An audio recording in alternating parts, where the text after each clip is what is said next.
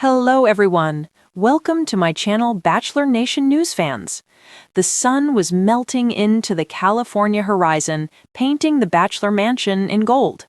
The same kind of gold that shimmered in Mel Parker's eyes when he thought about love, loss, and second chances. At 72, Mel had seen much of life. The laughter, the tears, the goodbyes that left a mark. But tonight, as the cameras rolled and the crew whispered through their headsets, he wasn't thinking about fame or reality TV. He was thinking about something far simpler.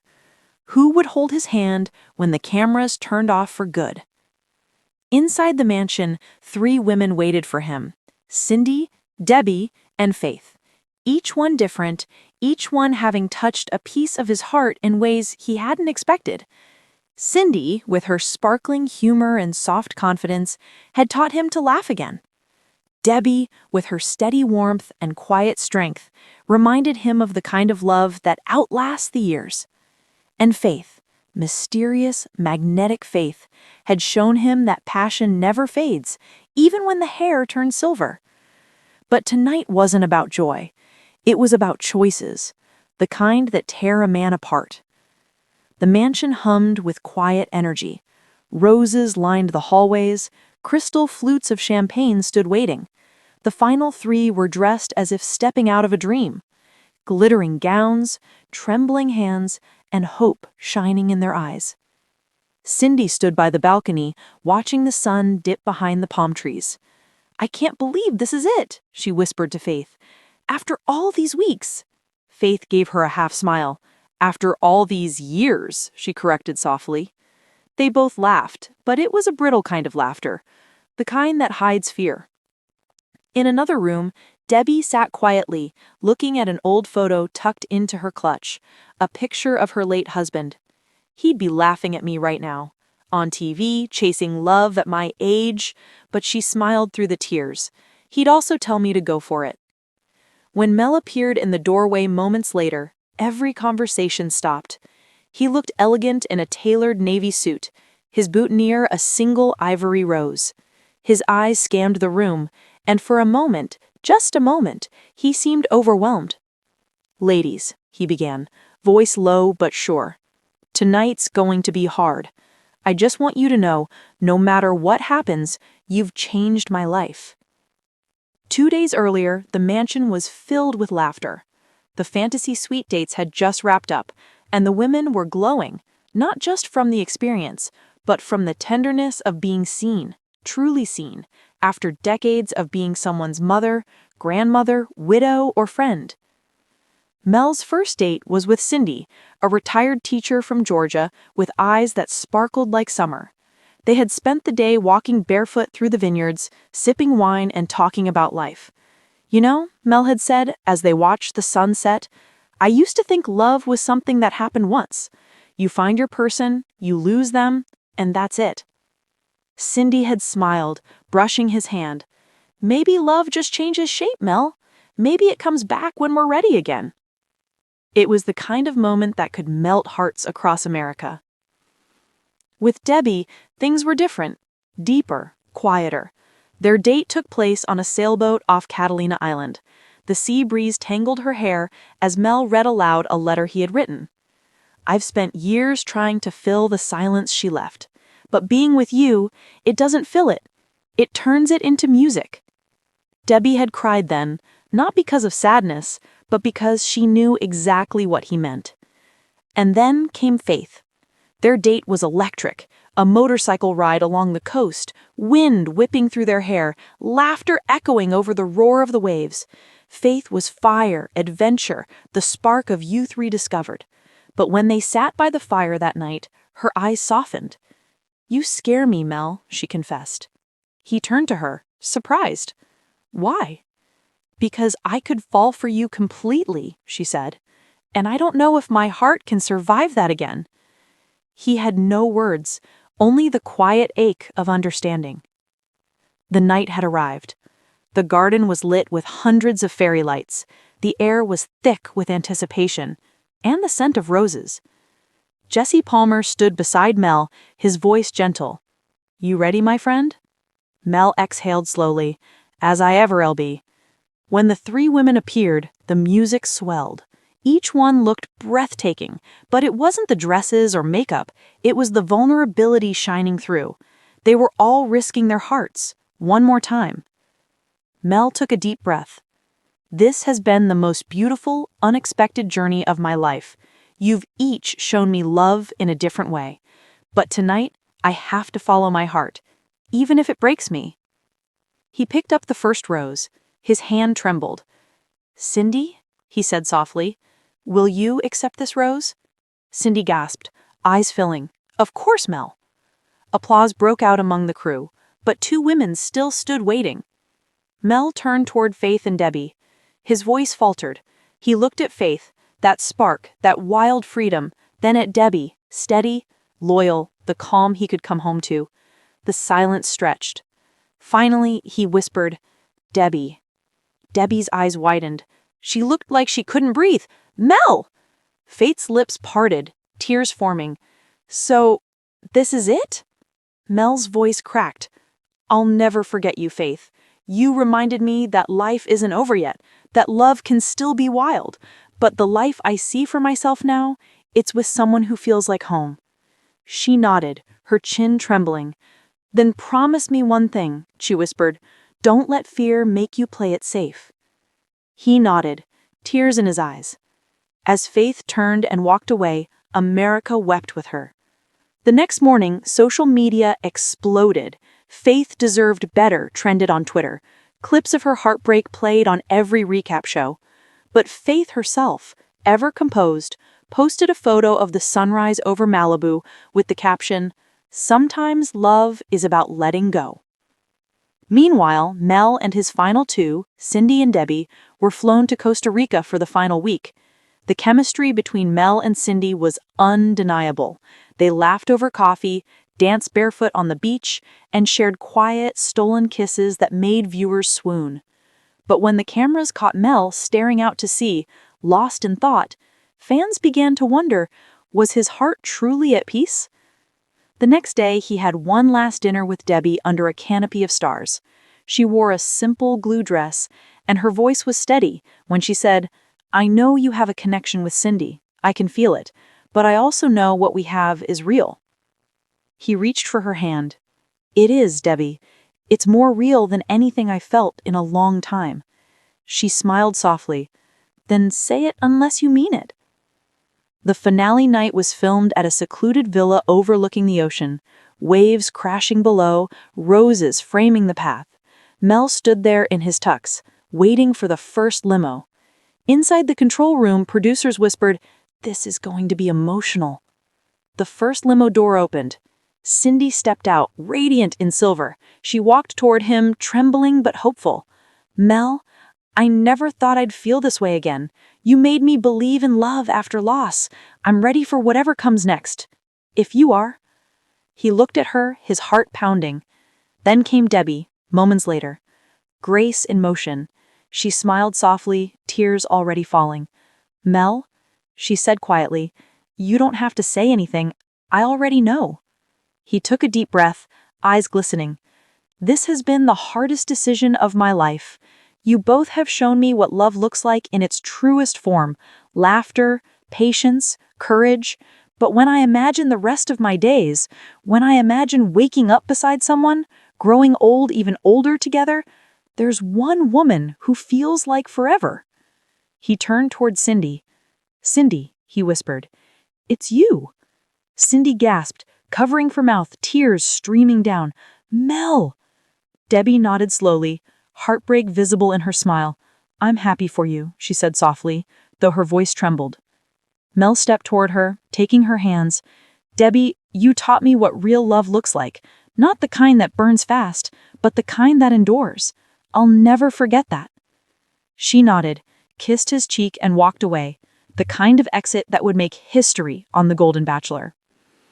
As the waves crashed below, Mel slipped the final rose into Cindy's trembling hands. "I choose you," he whispered.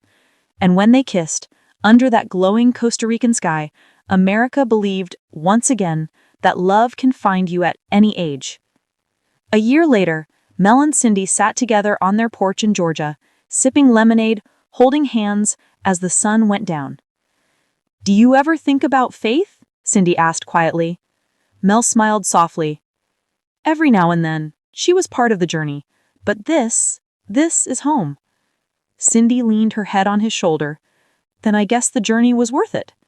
He looked out over the horizon, that same golden light that started it all, and whispered, The stage "Always." lights dimmed.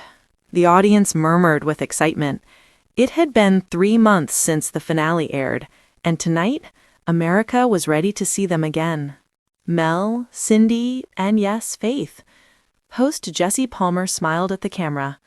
"Ladies and gentlemen," he began, "please welcome back the man who made America believe in love again, the Golden Bachelor himself, Mel Parker."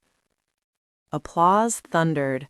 Mel walked on stage in a tailored suit, his trademark warm smile a little shy now. He waved to the audience and sat down.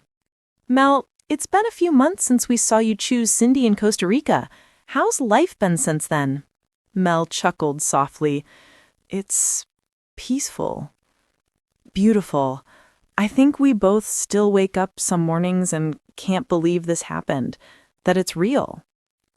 A picture flashed on the screen.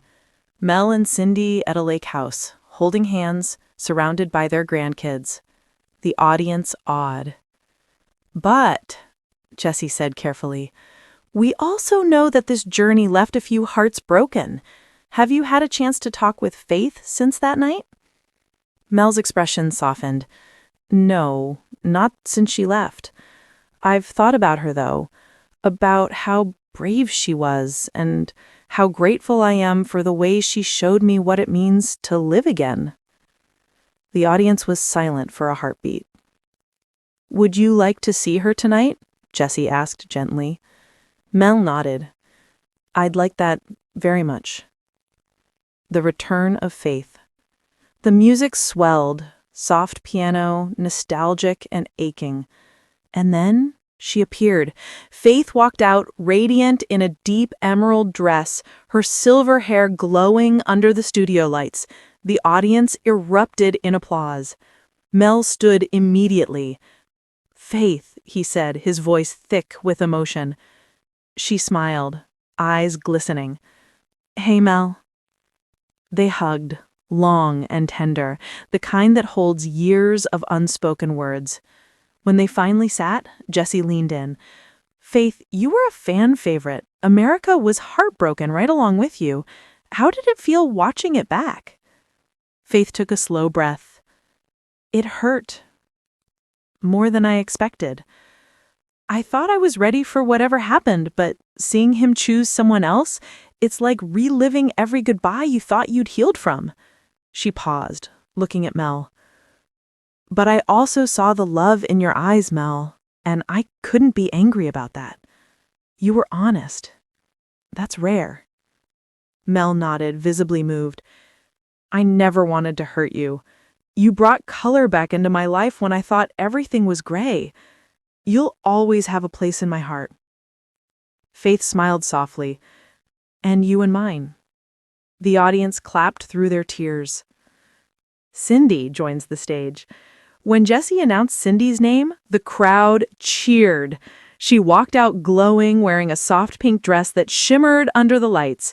Mel's face lit up as she sat beside him, reaching for his hand. "Cindy," Jesse said, "America fell in love with your kindness and humor. How does it feel to finally be able to share your love story with the world?" Cindy laughed lightly. "It feels wonderful and a little terrifying. I've lived most of my life taking care of others, my kids, my students, but now, for the first time in a long time, I'm being taken care of too." She turned to Mel, eyes tender. "And I couldn't ask for a better man to do that." Mel squeezed her hand, smiling. Jesse tilted his head. "There are rumors online that the two of you might be planning something big. Is there anything you'd like to share with us tonight?" The audience leaned forward, holding their breath. Mel glanced at Cindy, then back at the crowd. "Well," he said slowly, "I don't know how to do this on TV, but..." He turned to Cindy and reached into his pocket. The audience gasped. He pulled out a small velvet box and opened it. Inside, a delicate rose gold ring glimmered under the lights.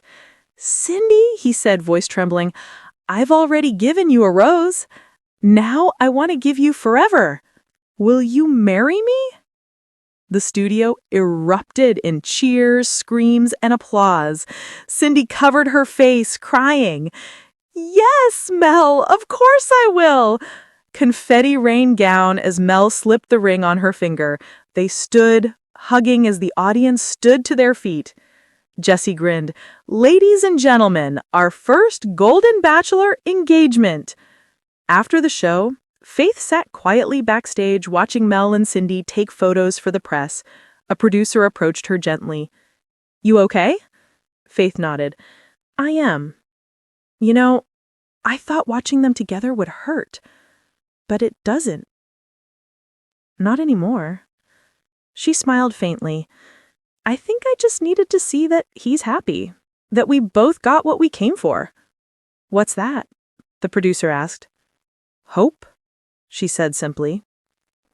3 months later, it was spring in Georgia. The dogwoods were blooming and the Parker home was alive with laughter. Mel and Cindy were married in a small ceremony in their backyard. No cameras, no microphones, just family, friends, and a few crew members who would become like family. Debbie came too, smiling, hugging them both tightly. Faith sent a handwritten note, "Wishing you both the kind of love that lasts beyond the final rose." After everyone left, Mel and Cindy sat together on the porch swing. Fireflies glowed in the distance. "You know," Cindy whispered, "sometimes I still can't believe this all started on TV." Mel laughed. "Me neither. Who would have thought I'd find love in front of the whole world?" Cindy grinned. "Guess the world needed to see that we old folks can still fall in love too." Mel chuckled, kissing her forehead. "Guess they did." They sat in silence for a while, the night air warm around them. Then Cindy asked, "If you could go back to that rose ceremony, knowing everything you know now, would you still pick me?" Mel turned to her, eyes soft. "Every single time." She smiled. "Good answer, Bachelor." He laughed. "Golden Bachelor." And she laughed too, her head resting on his shoulder. Months later, Mel and Cindy were invited to appear on Good Morning America.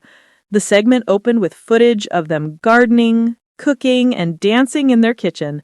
When the host asked, "What's the secret to lasting love, especially when it comes later in life?" Mel didn't hesitate. He said, "It's about choosing each other every day, even after the camera stopped rolling. It's not about the fantasy or the fame. It's about finding someone who makes you feel like you're home again." Cindy added softly, "And remembering that it's never too late to love or be loved." The crowd applauded. As the credits rolled, the screen faded to a golden rose blooming in slow motion, the symbol of a love that had defied age, distance, and time. The Golden Bachelor wasn't just a TV show anymore. It was a love story that reminded millions that romance doesn't expire with age. And as Mel and Cindy walked off into the sunset of their golden years, hand in hand, they weren't just contestants who found love. They were proof that even after heartbreak, even after loss, love can always find its way back. After Mel and Cindy's engagement, the Bachelor Nation world buzzed again. Rumors spread like wildfire online. Screenshots from producers leaked. Tweets said things like, "Faith deserves her own season. Give her another chance. She's America's heart." And finally, one golden afternoon, Jesse Palmer posted a single photo. Faith, standing in a sunlit garden, holding a single rose. The caption read, "Love doesn't have an age limit. Faith returns as our first Golden Bachelorette." When the cameras started rolling that fall, Faith felt an odd mix of nerves and wonder. She stood in front of the same mansion where she'd once walked away with tears in her eyes. But this time, she was in control. Gone was the heartbreak, gone was the uncertainty. In its place, quiet strength. The producers asked her to describe how she felt. Faith smiled, her voice steady. I'm not here to replace anyone or to prove anything. I'm here because my story isn't over yet. The night of the limo arrivals. The night air buzzed with excitement. The mansion glowed under fairy lights, and as Faith waited by the iconic driveway, she whispered to herself, "Okay, let's do this." The first limo door opened. Out stepped Tom, 68, a retired Navy officer with eyes that carried storms and calm seas alike. He grinned. "Permission to come aboard, Captain?" he joked, handing her a small compass. Faith laughed. "Permission granted." Then came Gregory, 71, a widowed poet with a velvet voice and stories in his wrinkles. He handed her a book, his own, and said, "For when you can't sleep and need a dream instead." Then came Michael, 65, a jazz musician with silver hair and an easy swagger. He asked her, "You like dancing, Faith?" She replied, "Only when the music feels right." He smiled. "Then I think we'll get along just fine." Each man brought something different. Humor, wisdom, a spark of youth hidden under the years. But what Faith noticed most wasn't their gifts. It was their eyes. Every one of them held a story, a loss, a hope reborn. When the last limo pulled away, Faith exhaled. "I can't believe I'm doing this again," she whispered to Jesse, laughing nervously. Jesse grinned. "Well, America can. They're rooting for you." Weeks passed like a golden dream. Dates were filled with laughter, honesty, and depth. Faith wasn't interested in drama. She wanted connection. In one of the most emotional episodes, she took Tom to a lake at sunrise. They sat quietly, watching the mist drift across the water. Tom turned to her. "You know, Faith, I thought I was done. After my wife passed, I thought my heart was retired." He chuckled softly. "Guess it's not." Faith smiled, eyes glimmering. "Love doesn't retire, Tom. It just waits for someone brave enough to call it back." Her date with Gregory was pure poetry. They walked through a rose garden at dusk. He read her a poem he'd written. "She wears the years like moonlight, each scar a silver line. And when she laughs, the stars return to say she's doing fine." Faith's breath caught. "That's beautiful," she whispered. He smiled. "You inspired it." Then came Michael, the wild card. Their connection was magnetic, unpredictable. He made her laugh in ways she hadn't in years. On one date, they ended up dancing barefoot in the rain as jazz music was playing from a nearby cafe. The scene became the moment of the season, a viral sensation. "Who says romance ends after 60?" fans wrote. "Faith and Michael are the couple we didn't know we needed." But as the final weeks approached, Faith's heart grew heavy. She had 3 incredible men and one impossible decision. The final rose, again. The finale was filmed in Tuscany. Golden hills, vineyards, sunlight spilling over olive trees. Faith stood in a flowing emerald gown, her heart pounding. 3 months ago, she was the woman left behind. Tonight, she was the one who had to let someone go. Tom was first. "Faith, you've made me believe again. You've given me peace I didn't know I could feel. But I see the way you look at Michael, and that's love. Don't feel sorry for me. Feel lucky." She hugged him, crying softly. "Thank you, Tom, for seeing me." Then came Gregory, holding her hands, tears already falling. "In another life, maybe," he said softly. Faith nodded. "In every life, I'll remember you." And finally, Michael. He smiled that same mischievous smile. "Guess it's just us now." Faith laughed through her tears. "Guess it is." Michael stepped closer. "You told me once that love doesn't retire. I think we just proved it.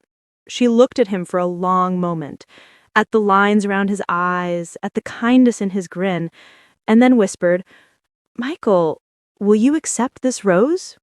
He took it, kissing her hand gently. I already did the moment I met you. The audience watching at home cried, cheered, and believed all over again. Months later, Faith and Michael appeared together on After the Final Rose. Faith's eyes sparkled. I didn't think lightning could strike twice, she said.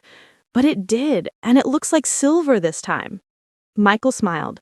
She's the music I didn't know I was missing. When asked what was next for them, Faith said, we're just taking it day by day. But whether it's 1 year or 20, we're going to live them fully, together. Jesse smiled. That's what the Golden Bachelor family is all about, proving that love never stops growing. By the next year, the franchise had changed. The Golden Seasons became the most watched in Bachelor history. But for Mel, Cindy, Faith, and now Michael, it was never about fame. It was about possibility.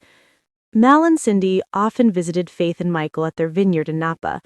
They'd sit under the stars, sharing stories about how everything began. One night, Faith raised her glass. To love, at any age. Mel grinned. And to second chances. Cindy added softly. And to everyone still brave enough to hope. The four of them laughed, glasses clinking in the soft golden light. Somewhere in the distance, a nightingale sang. And for a moment, just a moment, it felt like time itself was holding its breath, watching them. Because love, they realized, doesn't fade. It simply changes hands. It finds new hearts. And it always, always blooms again. Years later, in a montage shown at the franchise's 20th anniversary, the audience saw them all again. Mel and Cindy dancing in their kitchen, Faith and Michael running a vineyard together, Debbie teaching dance to seniors in Florida, Tom sailing again, smiling into the wind. A narrator's voice played softly. They came searching for love and found something even more lasting. Connection, courage, and the reminder that the heart doesn't age. It only waits for its next sunrise. As the music swelled and the camera panned out over the ocean, one last rose floated in the waves, carried by the tide, glowing in the sunset. A golden rose, forever blooming.